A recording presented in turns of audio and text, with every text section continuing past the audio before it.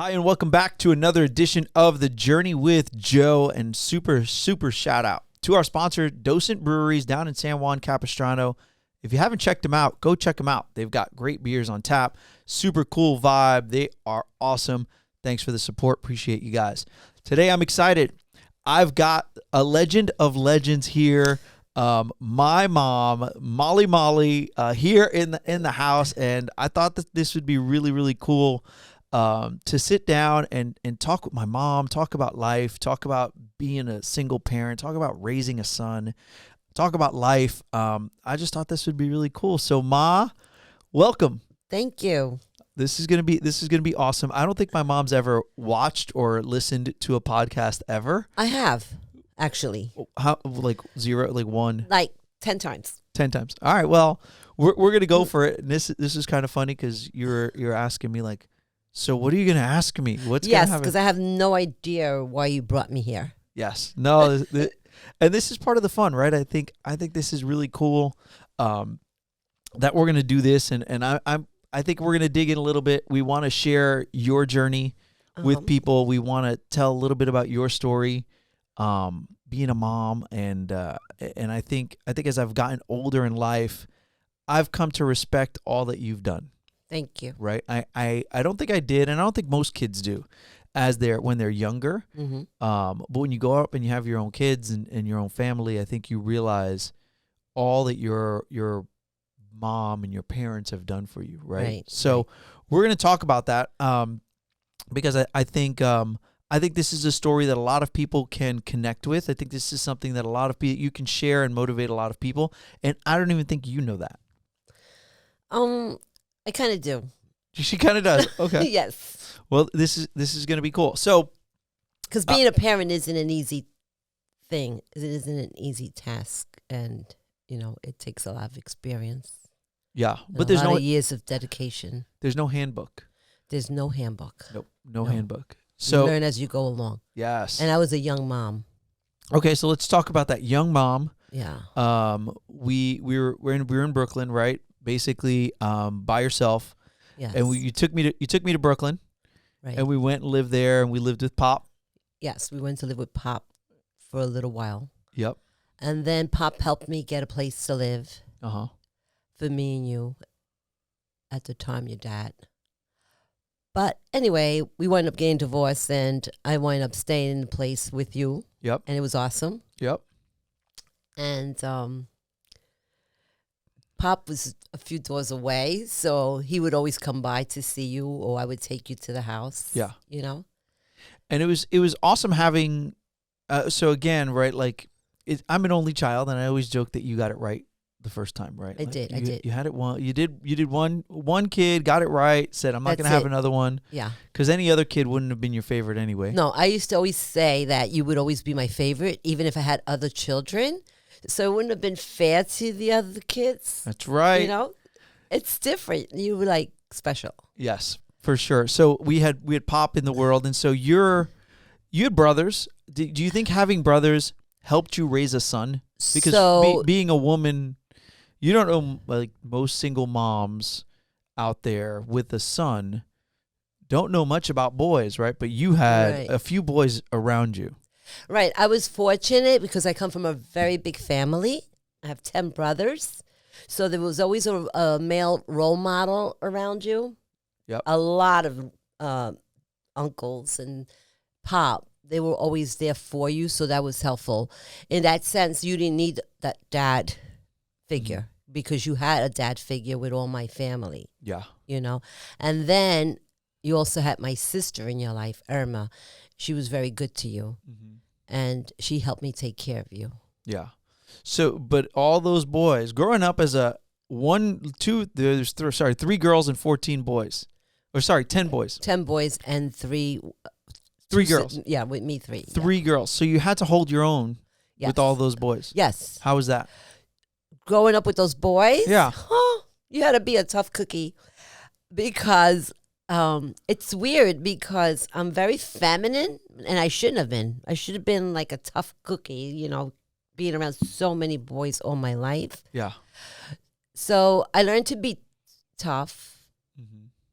I had to, right? Yeah. They showed me how to protect myself. I always felt like no one could ever hurt me because I'm around a lot of boys. Yeah. And they were like my shield, so it was fun. Yeah. I sometimes used to put my Barbie doll or my little dolls on top of my brother's Tonka truck. To play. Really? Yeah, Michael's Tonka truck. He had a Tonka truck. Yeah. So it was fun growing up with the boys. Yeah. And today we all look back and we laugh about it, and the bad things that we would do to each other. Yep. You know, just to get, if one of my brothers bothered me, I would yell out, "Mom, Michael, Danny, Caesar, Gilbert." I would mention them all so they can all get hit. They could all get hit. Yeah, they all get a slap. So Back that was then, nice. you were allowed to slap everybody.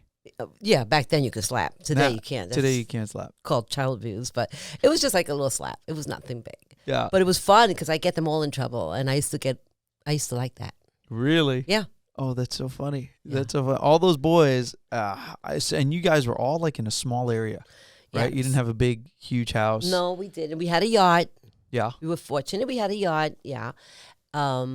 My sister and I slept together Mhm. in our own room, but the boys all had a share room. Yeah. Growing up, we all had like the drawers in the house. Everyone had their own drawers. We had our names on a drawer. Can you believe that? Really? And every week, yeah, Ethan would walk around, my older brother. He would walk around the house, and we had to open our drawers and make sure everything was nice and neat, Wow. and our names were on the drawer. Really? Yeah. And It was all like your an clothes, inspection. Everything had to be nice and neat. but all your clothes had to fit in one drawer. Everything fit in one drawer. Wow. That's wild. I didn't know that. Yep. I didn't know that. Yep. And then the best part about it all, Yeah. because I was a girl and Irma was too little, she's 7 years younger than me. So she didn't have to do anything because she was the princess, right? Mhm. Pop's favorite. But because I was the girl, I didn't have to clean at that time. All my brothers had to clean the house. Oh, damn. Yeah, it was nice. We didn't have to clean. So how did you become such a drill sergeant? Because I remember growing up, like you were OCD about cleaning everything. Right, because that's the way we were raised. in Is the that why you house. bossed me around and clean all the time? No, just to show you responsibilities. I think you were just a bully. No, I wanted to show you responsibilities so that if in case I'm not around someday, No. you're able to do for yourself. You used to make me vacuum the floor in lines. And- Yeah. Like, oh yes. Follow the lines. Like there Yes. couldn't be bad lines on the ground. Like who does no, that? because it looks ugly from a distance. Oh my gosh. That's crazy. So that looks nice and neat, you know. yeah, yeah, I remember. I remember big and time. I used to make you clean the bathroom. Oh yeah. I used to hate cleaning the bathroom. You Oh. never did it. I did it all the time. Yeah. I still don't like cleaning the bathroom. Oh my god, that's hilarious. Yeah, I don't know why. I just don't like cleaning bathrooms, but I do clean them. Yeah. That's funny. But- So growing up, you know, obviously all those brothers, I think that helped make you who you are. Right? Having Okay, so I think the most important thing that made me who I am today was the way my parents raised me. Okay. Okay.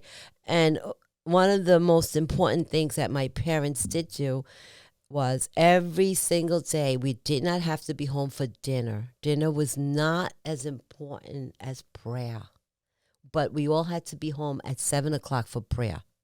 Oh, really? Yeah. We had to say the rosary every single night. Wow. And if we didn't say the rosary and we weren't present, believe me, you would get in trouble. So everyone would show up. Really? Even if they're just like running in the door last minute, but everyone would show up at 7:00 every single day. We had to pray Every day. every day. Wow. And they say a family that prays together stays together, and that's the truth. yeah. I think that really helped my parents raising their children. Yeah. I mean, raising 13 kids Yeah, is not especially easy. boys. Boys and Pop, they came over here with nothing. Pop came to America with nothing. Yeah. He came first, and my understanding, if I'm not mistaken, my mother gave him a few months and said, find a place for us to live. She had 9 children at the time, and she gave him like a limit, X amount of like a certain time frame, where he had to find a place to live. Oh, So wow. she could come to New York with her Yeah. children, with her 9 children. I wasn't born there. I was born in New York. But the 9 rest were kids. 9 of them were born in Puerto Rico. Yeah. And sure enough, Pop did. He found a place for her to live, Mm-hmm. and she brought her 9 children. Wow. Well, That's they're 9 interesting. children, yeah. They're 9 children. Interesting. Mhm. So let's talk about being a mom, right? Being a mom, being a single mom. Mhm. I always say it's like being mom, dad, right? Because you Yes, I have to was you have both. you have to wear both hats. So the one thing I did teach you, and I always said this to you, is no matter how big my family is, the bottom line is we are the family, you and I. Mm-hmm. Okay? It's our household. Yeah. This is our family, because as big as my family is, there's things that only you and I will know about each other, Mhm. right? Yeah. And only you and I can share, and no one else in my family has to know, Mhm. right? It's our family. Yeah. Our immediate family is you and I. For That's sure. the way I always looked at it, you know. But again, I am very grateful for all the help I got from our family, Yeah. from my family. It was good to have definitely the support around. Mm-hmm. And there was always somebody to lean on, somebody to watch me. I felt like there was always eyes on me. Like, Yes. I remember when you forever. worked in Baskin Robbins and you would rollerblade to work, and the cops would follow you because they knew our family. Yeah. So they always kept an eye out for you. They always did. It Make was, sure you're okay. yep. The cops everywhere, they would call me out on the speaker. I'd be like, That's funny. Joey Soto? Joey Soto. And he would be like, oh, Mom, Yeah. everywhere I go, people are always watching me. Yeah. Yeah. And if I left the area, like if I left a certain radius of blocks, like literally, I remember one time it was Eugene Ferriolo got on the speaker in the police car, and he's like, Joey Soto, you do not belong on this block. And I just looked around. He's like, you can start walking home, or I can take you. That's funny. And I just waved and started walking my butt home. Yeah. Right. It was nice, though, you know? Yeah. Back in the day, there was a lot of people looking out and watching, watching out for your children and stuff like that, which Yeah. is nice. For sure. I always say that I'm the hardest worker in the room, right? I think I pride myself on being it. My boy Joaquin over here is a super hard worker. He's not going to give me a run for my money, though. But I do pride myself on being the hardest worker in the room, right? And I believe I got a lot of that from you, Mm-hmm. right? Because I think growing up, you worked all the time, right? Always. Like, so you put me in Catholic school, which was not easy, No. right? Huge sacrifice. And then you worked at the diocese, and then you worked at Gibileros, and then you sold Avon, and then you did this. Like, my mom was doing side hustles before All side my hustles. life. Avon was a side hustle, right? Like, you were Yes. doing these things, I was even selling leather gloves at one time. selling leather gloves, Leather like, scarves, yeah, hats. yeah. Hey, Gary V, Molly Barretto is the original side hustle queen. Okay, Gary V. Yeah, Take note. I always try to make money somehow, and I would do anything, just to. So, I mean, tell me about that, right? Like, tell me All right, tell me some of the stuff that we used to do. Okay, so there was a public school a block away Yeah. on one corner. On the other corner, there was a Catholic school, and I knew all along that I wanted to send you to Catholic school. Yeah. I could have sent you to public school down the block for free, or I could send you to Catholic school. And I just felt that in the Catholic school was a safer environment. Because we're Catholic, you'll get a religious education background. I think it's more respectful, and I just felt you would get a better education, and you did. Mm-hmm. And so I worked really hard just to put you through Catholic school. Yep. Then summer comes along, and of course, I can put you down the block at the public school, send you there. Yeah. Or I can keep you in a private summer camp. That's right. Summer And- camps, because every year I send you to a private summer Yeah. camp. Those were not cheap. No, not at all. So I would send you to a private summer camp. Again, because in a private summer camp, you're going to be taken care of the right way. I just felt more comfortable. And again, I thought there were more things for you to be involved in and stuff. And again, I send you to private summer camps. But Or- with no money. With no right? money. Like let's be honest, right? Like you're like, I'm gonna send you to summer camp, but there was no money to No. do this. So, but I had to get the money somehow, right? Okay. So I worked. At one time, I was which was nice. I was working full time at the Diocese of Brooklyn. And then I was working in the evening for Dr. Gibolero. So I was skinny as a rail. I weighed like 110 pounds, soaking wet, if any. You know, Yeah. I was a plain. I was like not even. I was like a size, I don't know, 2. I was skinny. Yeah. And all I would do is run from one job to the other job. Yep. Not eat, just run. And sometimes I would get out of Dr. Gibolero's office 9, 10, 11, you know. Just crazy hours. Yeah. And then there was a time there when I was selling Avon. I remember those little Avon The things all truth over the is, house. I didn't like Avon products at all. I really didn't. I didn't use the Avon products except for the makeup remover, which was really good, right? Uh-huh. At the time. Shout out to Avon. But I had to promote it. Yeah. And I had to make money, right? Yeah. So Avon also sold, like, for Christmas, stuffed animals. Uh-huh. So one day I bought this little stuffed animal from Avon and I put it on my desk at the diocese and I wrote, "Please adopt me." I sold so many stuffed animals. Really? Yes. I mean, like those stuffed bears, they were selling like hotcakes. Oh my God. Okay. There's little gimmicks to selling stuff. Okay. Want to know one of them? Another Yeah, one? please. So you know how you give away, you know, you give your customers an Avon book, right? Yeah. Okay. If you're smart,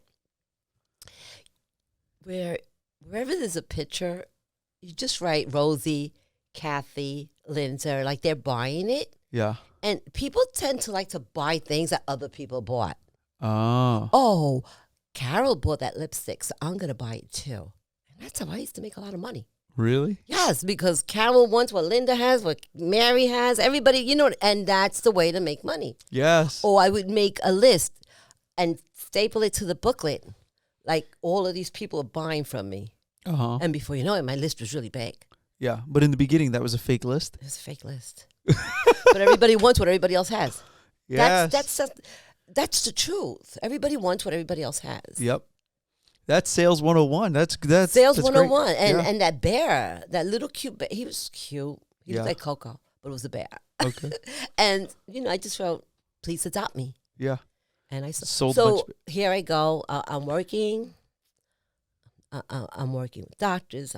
I'm selling Avon. I'm selling leather gloves. Leather gloves. Yeah, you go to Like Chinatown. OJ style You leather go to gloves, by Chinatown the and way. you buy the leather gloves and all that for cheap, and then you sell it for double the money, and you make money. That's right. Good margins on those leather gloves. A lot of them. You make a lot of money. Yep. That's so funny. Scarves, everything. I remember Ephraim sold ties. Did he sell Oh, ties? I sold them too. You sold the ties. I remember the ties Okay, being. so I remember gloves and ties being everywhere. yeah, ties. They were Bill Blast ties. Yeah. So they were $5. Right? I'll never forget that. That's hilarious. So one day I brought a suitcase to work, and my boss says, "What is that, Molly?" I said, "It's ties. They're my brother's ties." And he looked at me, and the minute he turned around, I opened the suitcase, and I called the girls over. I sold all those ties in that suitcase. Did you really? Every single one of them. Wow. So my girlfriend said to me, "Molly, we had my son's wedding, and everyone at the wedding had the Bill Blast ties on." That's awesome. Yes. I used to sell those ties like hotcakes. Yeah. So you were hustling. Oh, yeah. You were hustling big time, like just trying to figure out a way to make an make- extra buck, Extra money. right? Because know. it was, and I always say this. So I work with a lot of single moms, right? I help a lot of moms buy houses, and my line to them, I always say the same thing, right? Is like you're the whole show, Mm-hmm. right? Like you're in charge of everything, Mm-hmm. right?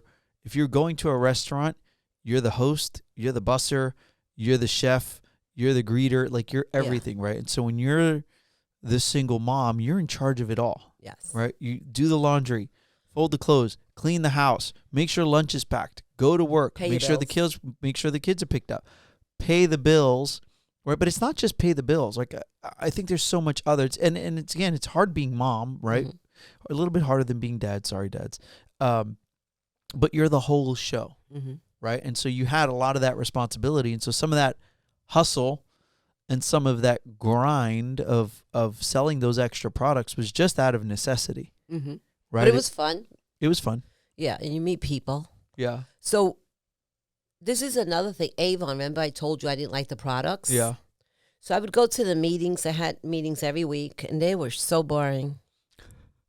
But I knew I just didn't want to sell Avon. I needed to do something that would make me a little bit more money, Yeah. or a lot more money, right? Yeah. So I overheard them say they have this thing called a group leader, Avon group leader. I'm like, oh, what's an Avon group leader? You know? And they said an Avon group leader has to be assigned. It's just not, you can't just apply for it. You have to be chosen, Okay. you know?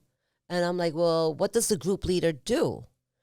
They said, they said they're responsible for a certain area, okay? So, for example, from, let's say, 30th Street to 60th Street, from 2nd Avenue to Fort Hamilton Parkway. Okay. You're responsible for those girls so that you oversee their how much they're selling, how good they're doing in their Yeah. business. Making and sure they're hitting their money. yes, and Or their numbers. And part of that was you would get a VCR. Remember VCR? Ooh, So yeah. no one had a VCR. I didn't even know what a VCR was. Yes. But I wanted that VCR for whatever reason. I wanted to be a group leader. And I don't know how I'm going to do this, but I hope I get picked, right? That's what I thought. But Yeah. anyway, that's what I wanted. Sure enough, the manager loved me. And she chose me to be a group leader. And I was like, I'm loving Avon, right? Yeah. So Love this makeup I remover. love it. I love this makeup remover. She gives me a VCR, and I was so excited that I was going to be on TV, right? Because in the VCR, you see yourself, right, on the Yeah. video on TV. You set it up to your TV, right? Mm-hmm. And I'm like, wow, I'm going to be on TV. That was huge. You know? Yeah. Yeah. So my job responsibility was to train these girls how to sell Avon. And according to how much they sold, that's how much money, how much profit I was making.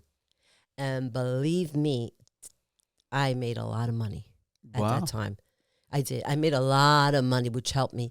I had those girls selling everything. That's why we had those freaking things all over the place. Yes. I Yes. gotcha. I still have houses that I won from Avon Yeah. as a gift because of my sales. Really? Yeah, I still have them in Pop's. Well, what was Pop's house? But yeah. So these girls were all selling a lot of Avon, and I taught them the little trick Yeah. about the book and Adopt Me, and I gave them a lot of helpful hints. Yeah. Yeah. Yeah. And I took some courses on how to sell, Uh-huh. and I showed them, and these girls were selling. And if I saw that they weren't selling, I'd call them right away. Yeah. You know, I was right hands on. That's Got to cool. sell, because if they don't sell, I don't make money. There you go. I didn't know that. No, Right? Like no. A this lot is- of this people is- don't know This that. is super but- interesting because I didn't know about all of that stuff. Yeah, it's just you know? training girls to sell, and, Yeah. and that's how I made money. Look at that. So today I learned that my mom is an OG salesperson. Right? OG salesperson, side hustle queen. That's cool. Yeah.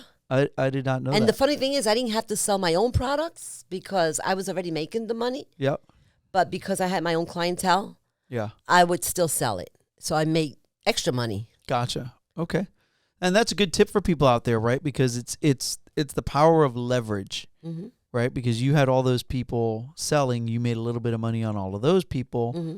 You didn't have to sell as hard.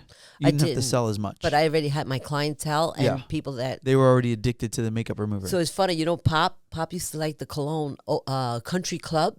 Yeah. I used to think it smelled terrible. He loves it. And I used to buy it for him all the time. Oh, that's so funny. Yeah, he was like, get me that cologne. Yeah. Country Club. That's good. I mean, and that's the power of leverage in relationships, right? Is like I always use Jeff Bezos, Amazon, for example, right? Yeah. Bezos is the richest guy in the world Mm-hmm.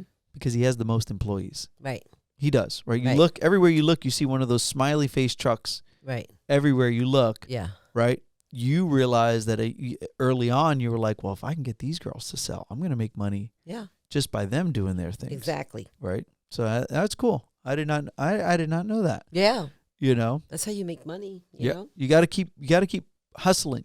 You got to keep doing things, right? And you got to always adapt, right? Because you changed from the Avon to the gloves to the Giballeros. I mean, you're doing a lot of different hard. stuff. I had to go to some of these girls, their homes, and it's uncomfortable to go to people's houses that you don't know or how they live or where the neighborhood is or whatever.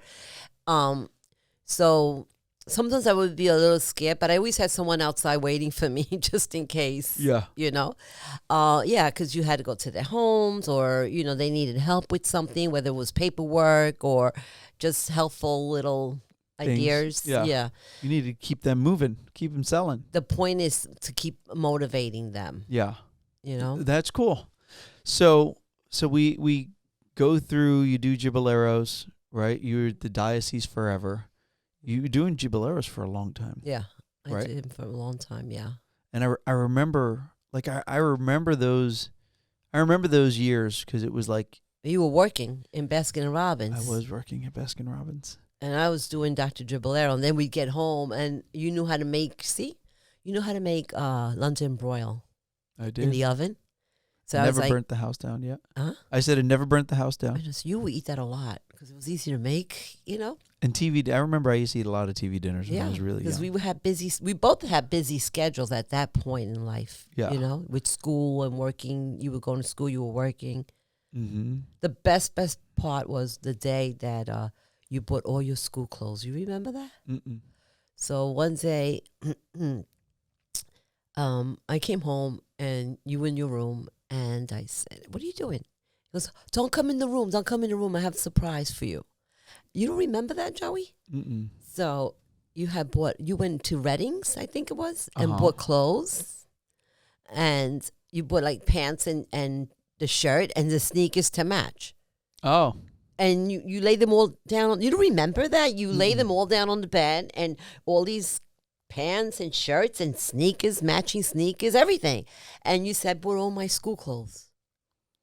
I don't remember that. Yeah, and I was like, wow, that is something else. Like, that was huge for me. Yeah. That was nice. Oh, I remember that like it was yesterday. Really? See, I remember, I mean, I feel like nowadays people just buy to buy, right? But I remember back then it was like, I remember getting T-shirts and socks for my birthday or for Christmas, right? Like, you really only bought clothes for school. Yeah. Right? Like, that was it. Like, it was only back to school shopping. Well, and that was the only time of year. No, for you, no. I always had clothes for you. I always bought stuff for you. Always. And in your case, it was different because my brother spoiled you too. So, and my sister Irma. So you always got a lot of gifts. You used to get so many gifts. It was embarrassing. I used to have to hide your gifts because it wasn't fair that you got so many gifts and no one else got as many. Yeah. So I would hide your gifts, and when the company would leave, I would take out the gifts and give them to you.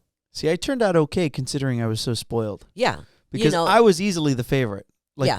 Because you were more... Sorry, family. We're going to chop this up. Sorry, family. Still the favorite. It's not about the favorite, Joe. It's about... No, I was the favorite. It's totally okay. Listen, I could say it. The thing is, I mean, they were all okay. I was just the favorite. I lived with everybody. That was part of it. So you were considered like a little brother instead of a nephew. It was, I think it was a family affair. It was like everybody was there to help raise me, and I was with, like, Carl came along. I was around with everybody. Yeah, right? then like, Carl came along. Carl came along, ran on my parade. Same with Carl. But, yeah, so they treated you different because you were more like a brother to them. Yeah. For sure. So talk to me. So then we go through high school, right? Working and doing all of that fun stuff. And then I go away to college. Oh, it was the worst day of my life. So okay, we're going to talk about that because I have that coming up. Yeah. Right? Brooklyn's about to go. Right. Talk to me about taking me to college. Tell the people about that. And for other moms who are going to be going through this. Yeah. Right? Like, everybody's really happy it's graduation season as we're recording this. Happy, yeah. Right? You're really happy. Until what? The empty nest syndrome hits. Yeah. And you look at your child's room and it's empty. Your child's not there anymore. and you're making dinner, you don't have to cook for him. That person, your son, your daughter's not going to be there anymore. And it's just devastating. Yeah. So when I took you to college, Yep. I went with Uncle Frank. I'll never, ever forget. It was so cloudy. And when we got upstate, it was so cloudy. The clouds would cover you. Like when I dropped you off and we were on our way home, I started crying. I go, I can't even see him. The clouds are all around him. Like you walk, but you walk into the cloud. Oh, wow. It was weird, and there was no one around. I'm like, who does he know there? He's not going to know anyone. Where's he going to go? He may get lost. I hate it. So I would get home, and I said to my father, if the phone rings and it's Joey, he wants me to go get him, I'm going to go back right now. it's like a 6-hour drive. Oh, yeah. And it's cold, and it's New York, so and I kept every time the phone rang. If it's him, I'll go get him. And then I go, Uncle Frank, you sure you'll go with me to pick him up if he wants to come back home? That's funny. So yeah, it's really, really hard. So for any parent that is going through this experience, bottom line is, it's all fun and games right now. They're graduating. You're happy about it, but you're gonna miss them. Mm-hmm. You're going to miss your child. How's that drive home going to be? Very sad, empty, lonely. Yeah, that's what I've heard. I saw a bunch of Facebook posts from moms who dropped their kids off. Yeah. And then I called them, hey, congrats, you took your daughter to Utah. Yeah. And they're all like, it was the most devastating day of my life. Yeah. Like the drive home. And Maddie's going to miss Brooklyn a lot. Really? Even though right now she's like, oh, I'll be good. I'm okay. Yeah. She's going to miss her a lot. Yeah, I think Kim's going to suffer. I think Kim's going to miss Brooklyn a lot. Too, Yeah. We're all going to miss her. You too. You're all going to miss her. We're all going to miss her. It's all part of life. It's a nice thing for her. It's an experience in life. She's growing. She'll learn more. And thank God that Brooklyn is independent. She could do her own thing. She doesn't depend on anyone to do anything. She wants to explore her horizon, and that's good for her. Yeah. No, I think it's going to be good. It's just pray that she comes back home, because a lot of kids don't come back home after college. You're an example. Yeah. You usually don't come home. I went away and just spread my wings and flew. Yeah, I thought you would move to Florida, but you decided to come to California. It's like a whole nother planet. Yeah, I'm like, wow. Yeah. Went to Florida, 3 hours away, but you came like forever. Half across the country. Across the country. Gotcha. Well, we're going to take a little break. Okay. We're going to thank our sponsor, get some water in us, and then we'll go with the second half. Okay. Cool. If you're looking for a really cool brewery with an awesome feel and vibe and great food, check out Docent Brewery in San Juan Capistrano. They focus on great craftsmanship, community, and independence, bringing you all different styles and different beers for you to try. Check them out, Docent Breweries, San Juan Cap. Now back to the show. All right, so we are back with my mom. We got Molly up in the house, super excited. So you come to my office the other day. Right. And we have these gratitude lists. Right. The 100 things. 100 things I'm grateful for. And You're it's something grateful for. It's something that I have everybody on the team do, and we put them on the fridge. And my list wasn't up to par. No, absolutely not. Why? What happened with my list? So I looked at your list, and you have God first, which is awesome. Kim second. You want to look at it? You want to have it there? Well, I memorized some of it. There you go. Kim second, which is awesome. That's your wifey. And Brooklyn is third, and Maddie is fourth, which is great. I agree. That was good right there. Yeah. Okay. But then where does it go wrong? Where does it go wrong? So already I would have just put Brooklyn and Maddie on the same line. Okay. Because they're kids. Your just kids. Tell me what I said. So anyway, he puts hugs and kisses from the kids. Like, that could wait a little bit. Okay. Keep going. Not that, that's part of having the kids, Maddie and Brooklyn. Which is okay, but then you have Pillow Talk. I didn't understand. I thought it was the show Pillow Talk. Did you ever see that show? No, it was From like 90 it was Day like my Fiancé? time. It's like my time with the girls. We lay in bed, we read the Bible. Yeah, I we didn't talk. know. That's nice too, but that could wait. Then you have, oh, this is great. You have Coco and Indy, the two dogs. Yeah. Well, they're family. No. Okay. No. And then you have me. So I was number 9. Number 9. I mean, you made the top 10. That's pretty good, no? So I changed it a little bit. I put God first because he is always first, right? Yeah. Definitely Kim second. Okay. I put Maddie and Brooklyn on one line. It consumes one line for kids, your children. Oh, okay. Because they're equal. There's equal love. I don't. Right, because even Maddie said, why was Brooklyn's name first? Oh, she thought gotcha. that maybe Brooklyn was a favorite, and it was because Brooklyn is the oldest. Yeah. Right? Okay, so it's even better to put them both on one line. This way, no one gets offended. Okay. The children will feel like they're equal. And guess what? That can make me number 4, Mom. So now you moved up. Right. That's like that's the most important. So read read my couple and keep the paper down. Yes, there you go. So I want you to read my couple. Read my top 10 or until we get to you. Mm-hmm. Okay. And then read your version. Go. Okay. Joe Soto's 100 Grateful top 10. Oh, I think I need my glasses. Oh, they're over here if you need them. I'll put my glasses on. It's just fine. We're going for it. I didn't want to wear these. So you have Jesus. Nice. Kim. Awesome.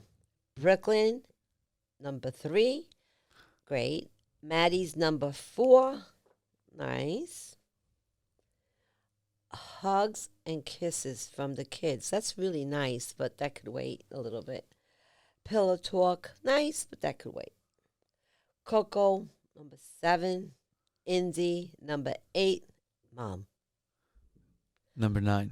And number 10 is the Barrettos. Okay. And I have to say 11, the Kairas, because I love them. Gotcha. But, I mean, that's nice. And then the Molly version. Oh, so my version is God, number 1, Kim, number 2, the girls, Maddie and Brooklyn, number 3. I don't need this. Mom, number 4. Coco and Indy together, number 5. Oh, jeez. Pillow talk, hugs, and kisses can all go together. Then the Barrettos and the Kyra. Wow. Yeah. All right. This is Molly approved list. Yes. I thought this was hilarious because I think the odds of me thinking you would ever see that is 0. And you came in and you were like, what the heck? And I saw it without glasses.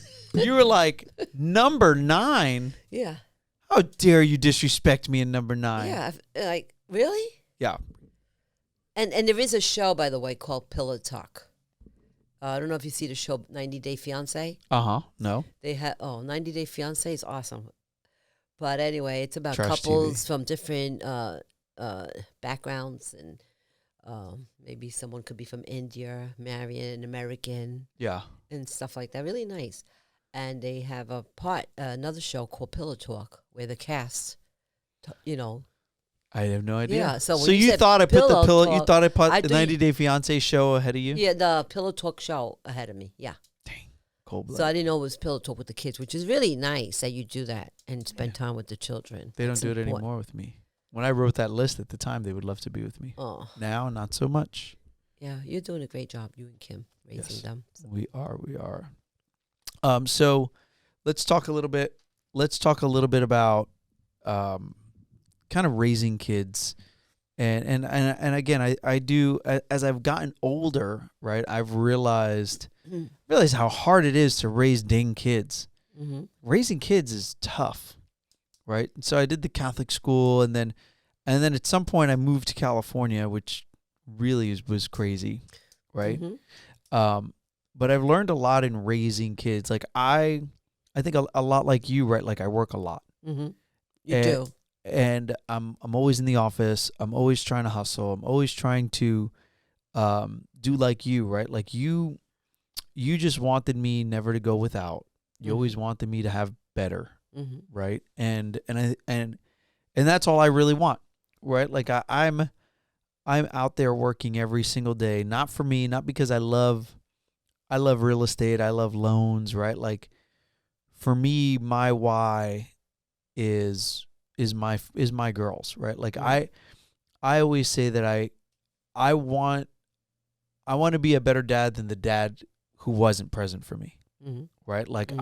I don't know if you want to say break the cycle, right? But I just always wanted to be better. I wanted to provide for them a little bit more. And I think Exactly. that's what everybody wants, right? You Yes. want that for your kids. You want them to have it.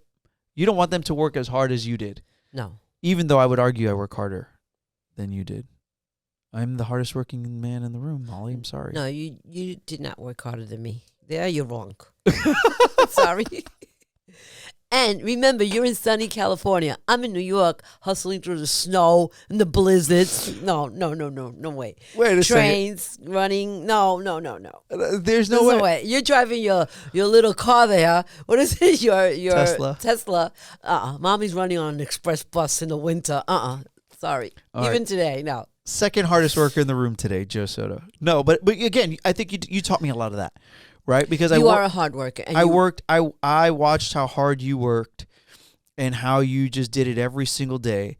And I never really remember any complaining, right? Like I do remember you giving me chore lists all the time, but that's a whole nother story. But you never complained, right? We never talked. We never went without. No. There was always stuff, but you were always working and working and working to provide, and not, you did for yourself, get your nails done and your hair. Right.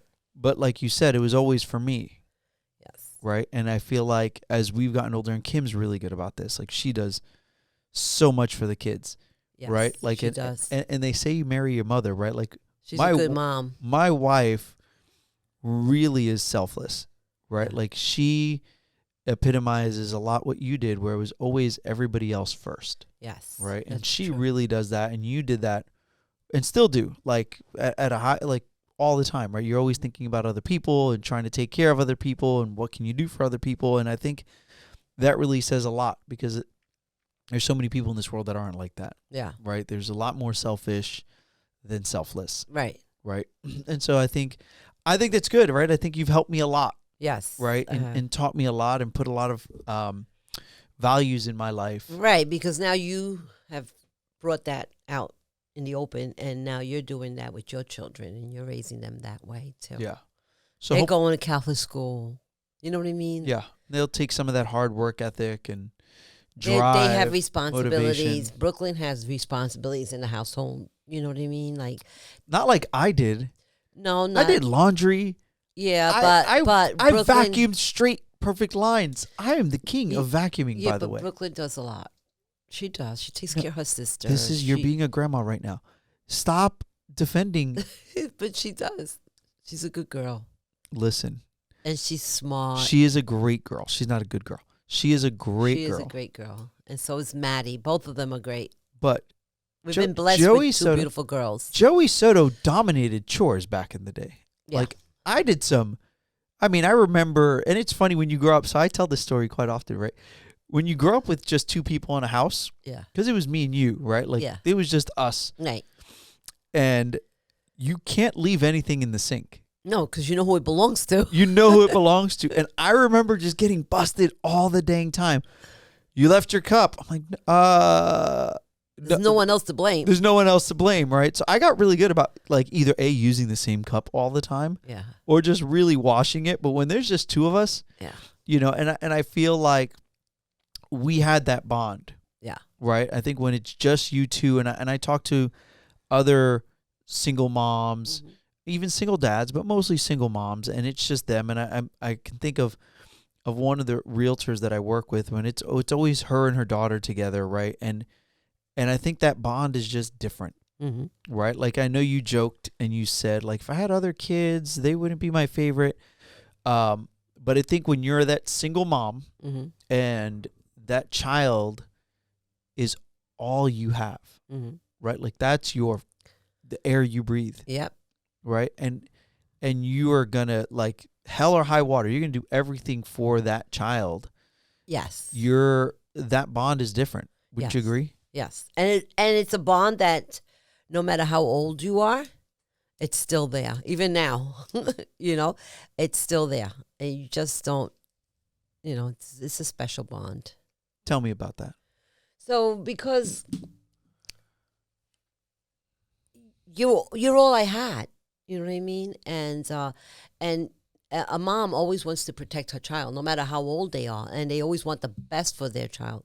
So a good example is this: me seeing you right now with your home, your car, your wife, your daughters.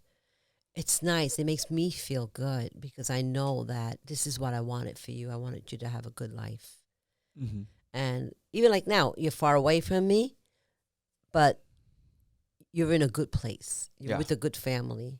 You have a beautiful family, and you're doing well for yourself. And that's what a parent wants to see, Mm-hmm. you know?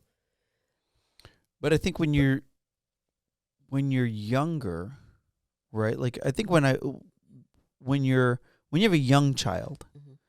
I don't think you're thinking that, right? Right. Not What at are the you time. thinking? When you have a young child, Mm-hmm. oh, Like it's just you and me, and I'm 5 years old. oh my God, you were my life. Okay, so I protected you like there was no tomorrow.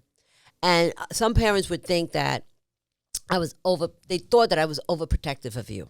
Uh huh. And I would look at them and I would say, hey, listen, if something happens to my child, you're not going to care. It's not your kid, it's my kid. So I was always very protective of you, and I didn't care what anyone else had to say, Mm-hmm. you know? I didn't want anything to happen to you. I was always afraid of anything going wrong. I wanted everything to be right, Yeah. you know? And it's so hard because you just want the very best for your child.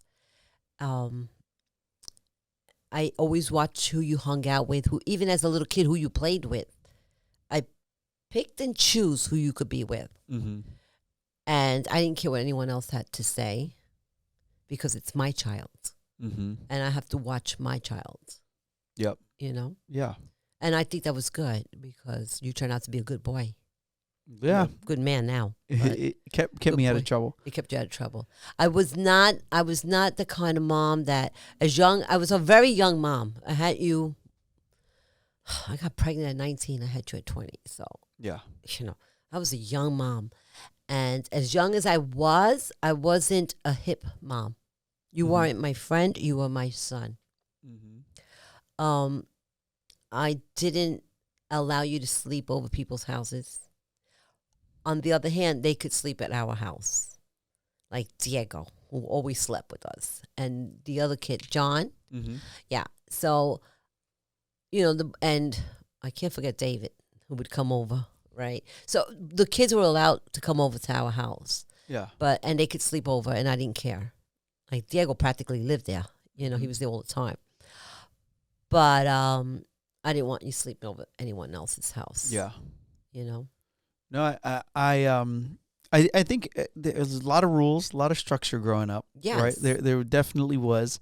I think you used to always say I'm cool, but I'm not that cool. I'm not that cool. I'm not that cool. You want to hear a funny story? So one day, I said to you were little, and I said to you, parents are not perfect. We're not perfect, and there may be things about me that you don't like.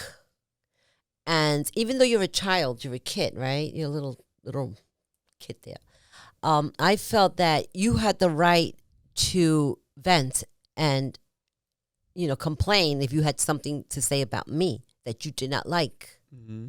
I didn't think that you would have to, always think that I was right and I can't say anything wrong about my mom. I got to shut up. No, I felt like they said Fonzarelli had a video out, Kids Are People Too, which isn't really good for you because at the end he says too much. But Okay. anyway, so at that time I said to you, Joe,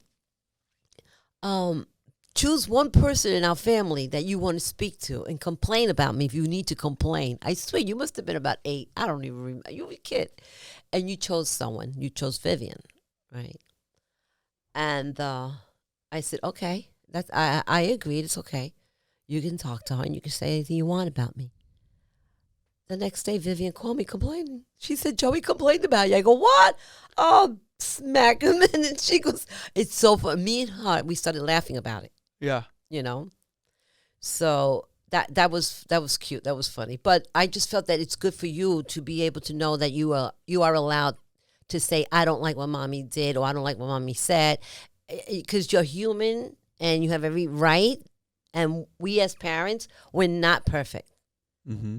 You know, So and true. sometimes when our children turn around and say, "Oh, ma," and they disagree with us, we right away get very confrontational, and we shouldn't, because they're people too, and they're allowed to say and give opinions. That was a good one. Yeah. Another big concern about a single parent. I think one of the biggest concerns about being a single parent is, what happens if you die? What happens to your child? Mm. Think about it. So as young as I was, I thought about things like that. I thought, what about if I died? What happens to Joey? Can't go with his father, and I'm going to make sure of that, right? Mm-hmm. So what do you do? So I remember, as I was young, but I remember going up to my sister Irma, and she was young, Mm-hmm. but I don't know. I said to her, Irma, if something ever happens to me, make sure you put my son in a Catholic home. Because I thought Catholic home would be the best thing for you. And Irma held you like, he's not going anywhere. He's staying here with me, you know? Yeah, yeah. And she was always holding you in her arms, like cuddling you, always. Mm-hmm. And I was like, I just want to make sure that he's in a good place, you know? Yeah. Or at least make sure he has a good education. You know, Yeah. I always wanted you to have a Catholic education, Mm-hmm. you know. But I knew that if something happened to you, Pop would take care of you. Yeah. And I knew you weren't going to go anywhere. And I knew Irma would always be there for you. Yeah. As little as she was very protective of you. And she watched you and she loved you from day one. Yeah. That's a really good point, and I don't think I ever even thought of that. Yeah, you worry. What Right? do you do? Like, and hindsight, like now I think, and I tell everybody that they need a family trust, right? But if you're a single mom out there and you don't have some sort of something prepared, Yeah, then you're leaving that choice up to somebody else, yeah. right? And so, like that, when you said that, it like blew my mind, because I would never even have thought of something like that. Yeah, like legally, your dad could have turned around and said, I want him to come to Puerto Rico. Mm-hmm. I would have died. That would have happened. Like I mean, I would have been dead, but that would have been like really bad. Like Yeah. Puerto Rico, I can't raise my kid in Puerto Rico. What are you, crazy? He has to be raised in New York. That would have been And a it twist. would have hurt Pop and my brothers and my sister. Yeah. It would have been terrible, you know. So I wanted to make sure I knew you weren't going anywhere. You're going to stay without my family. Yeah. And I knew you were gonna- That's a really good piece of advice Yes. for any parent, any single household parent out there, is really make sure that if you, and nobody likes to talk about death, right? But if you have to. It's if you die, what happens to your kids? right. So even in the past, when your girls were little, right, and I say, God forbid something happened to the parents, you know, what happens? You don't. I'm the grandmother, and Rita's a grandmother. You're not going to take your kids away from your environment here in California. I would have to come live in California. Mm-hmm. You understand? Yeah. Because this is where the girls are used to. This is their foundation. And, you know, they have their family here, although they have family in New York, but this is where they're being raised. Yeah. So as a grandma, I would have to take that step and come here, you know. Mm-hmm. Of course, hang out with Rita and Tony. Thank Yeah. God I get along with the in-laws. Good old And they get Tony and along with Rita. me. But that would be the thing. Us as a family, we would Yeah. have to take care of the girls. Yep. 100%. And not remove them from their environment. Yeah. So no, when when you were little, I didn't want to. I wanted to make sure that they didn't take you to Puerto Rico. That would have been terrible. I would have died twice. You would have died twice. Yes. That's funny. Yeah. No, good advice, right? And so, again, like that's another thing I don't think many people think about, right? So that's really, really good. So now we're, now growing up, right? Kids are getting bigger. Brooklyn's going to college. Maddie's going into 7th grade. Like, they're just growing up, Yes. right? Time just flies. Yes. And I feel like time is the one thing that we can't control. No. Like, that clock just keeps going. Yes. right? And we don't know when that last day is going to be. No. Right? And so I look at time. I think you and I don't get enough time together, right? And I'm guilty of that. I think you talk to my wife more than you talk to me. I talk to Kim almost every day. You talk to Kim all the time, and I'm bad at it, right? It's one of the things that I really need to work on, because I realize like I'm here today, gone tomorrow, and one day they're gonna put me in the ground, and they're gonna say I'm a really hard worker, but I would love for them to say more than just that. And so I think it's something that I need to work on. For people out there, call your mom more often, call your loved ones, call the people close to you, because you don't know how many more days you have.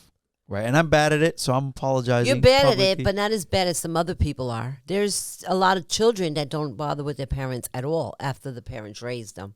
And they don't bother with their parents at all, and they don't know anything about their parents. Yeah. So we don't have that relationship. We still keep in touch. No. We still see each other. We still manage, I know I get consumed with work and life and But stuff you like get consumed with work. That's true. But in your job, time is of the essence. It is, yeah. People want to keep buying homes. And I understand that. So it doesn't really bother me. Yeah. Because if I really needed you, I'll make sure I get to you. Trust me. You would get to me. You would get to me.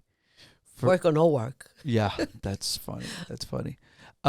So, I mean, we kind of covered a lot of stuff in regards to just life and being a mom, right? I think mom is the hardest job in the world. I really, really believe. I think I work with some amazing moms in my office, and I look, and they do remind me of you, because they come in, they work 8 to 5, Mm-hmm. and then they go home, and you still have to be mom. You still have to be mom. Like, you're still on, right? Where dad, like, I go and I sit my big butt on the couch and I watch Yankee game, right? But I think for the moms out there, who, especially the working moms, even if there's a dual household, I think for the working moms, it's like you work all day and you give all your best at work, and then you go home and your kids want you, your spouse wants you. Like, when do you shut it off if you're a mom? Yeah, but again, like, there's some dads out there like that too. There's some single dads too. There are. And in your favor, which I must say, I also, like, in the past, remember when Kim was working, and then you would come home and you had to take over in charge of Brooklyn. Oh yeah, those years were crazy. Yeah, and Kim is in the day doing her stuff as a mom, and then running to work, and you're doing your stuff as a dad, working in the day, and then running home and taking care of Brooklyn. At the time, Maddie wasn't born yet. Yeah. So, dads sometimes play the role of a mom and a dad, and moms play the role of a mom and dad. Those were you two had a really busy schedule then. Back those in the years day. were crazy. The market crashed. I got my butt kicked, and I remember Kim was working 7 days at the restaurant. Yeah, she was working, and she would drop them off at Tony and Rita's. It was just crazy. I would pick the girls up. I was mom dad. It was funny. I used to make sure they ate because it was too. What did I call it? I would call it like solo dad status, right? My solo dad status was because my wife worked nights, right? And so anytime we went somewhere, I'd walk in with the girls. Yeah. And literally, it happened multiple times where the hostess would go, 4? Because they'd see me with the 2 kids, and they thought that there was somebody else with me, and I'm like, no, just 3. Yeah. But you're right. I mean, it was all those years. Kim was working nights. Kim worked nights for years, right? Everybody thinks it's like, oh, it's... I want to tell you a little story. Go ahead. So one day, this is going back now, so reverse. You were in high school, and I got called to go to the school because the teacher wanted to speak to me about you. Do you remember this? I do remember this. Mr. Hell? Was it Hell or Mr. Fisher? No, Hell. Okay. I'm going to tell you why I know it was Hell. So, held, right? So anyway, so I go to the school. I'm like, what the heck did Joey do? I hope he didn't do anything wrong, because I swear, blah, blah, blah, blah. Yeah. I was going to bury you already, right? So anyway, I was so upset. So I go to school. I have no idea why they wanted to see me. And the teacher said to me, your son comes to school. It was the first period class. I think it was like 7 a.m. Yeah. And he's falling asleep in my class. And I said, falling asleep? He goes, yeah, is your son okay? And I go, of course my son is okay. He says, is he doing anything? And I go, no, my son is not doing anything. I knew you weren't doing anything wrong. I said, but my son is working really long hours. You were coming home like 1 o'clock in the morning. Mm-hmm. But anyway, before I left that class, I wanted to tell you something. This is the thing I really want to share with you. I was sitting at the desk, and it was the old wooden desks. They still had the same desk. When I walked into the classroom, ironically, I looked at the teacher. He was my history teacher, too. Oh, wow. Yeah, and he was your history teacher. And the desk that I sat on had my name written, Molly. I carved that name on that desk when I Really? was in high school. Yeah. And that's the same class, the same everything, the same teacher. Wow. Yeah. It's pretty cool, right? Yeah.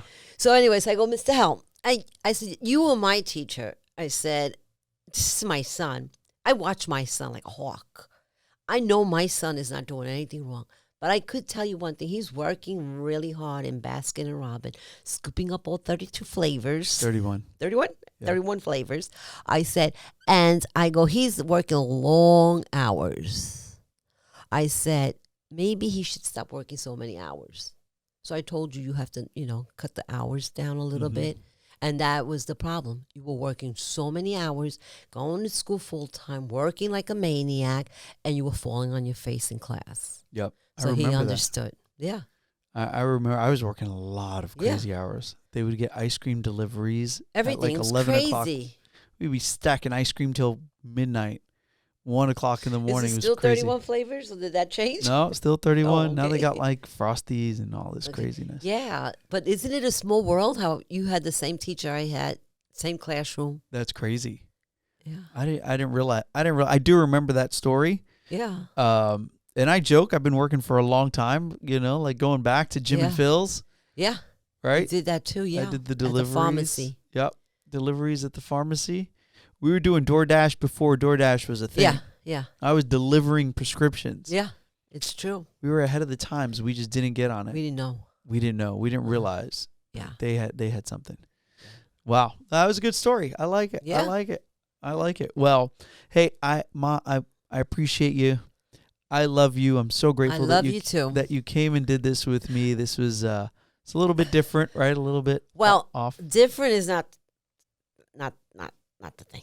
It was like I was wondering, what the heck am I going to be doing in this podcast? I had no idea. You never even gave me heads up. Nope. You would think as a son, you would say, Ma, you know what's going to happen? I'm going to talk to you about this and that, blah, blah, blah, blah. Yeah. And I want you to say this and that. You didn't say anything. Nope. You just made me come here. Yep.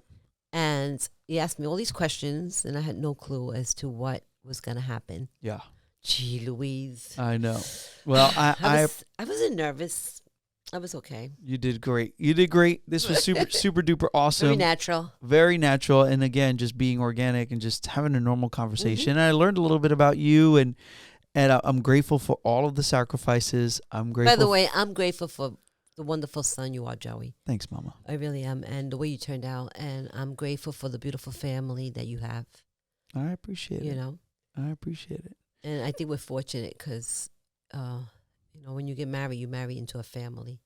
Yep. And I'm glad that I love your in-laws. Yep. Good your people. wife. Them Kairos. Yeah. The Kairos, Chris, all of them. Joey, all of them. They're nice. Yeah. Tony, Mikey, but not leave him out, and Gina. So you marry into a really nice family, and that's important. For sure. Yeah. Absolutely. Well, thank you, Mama. I love you. welcome. I appreciate you. And thank you for tuning in.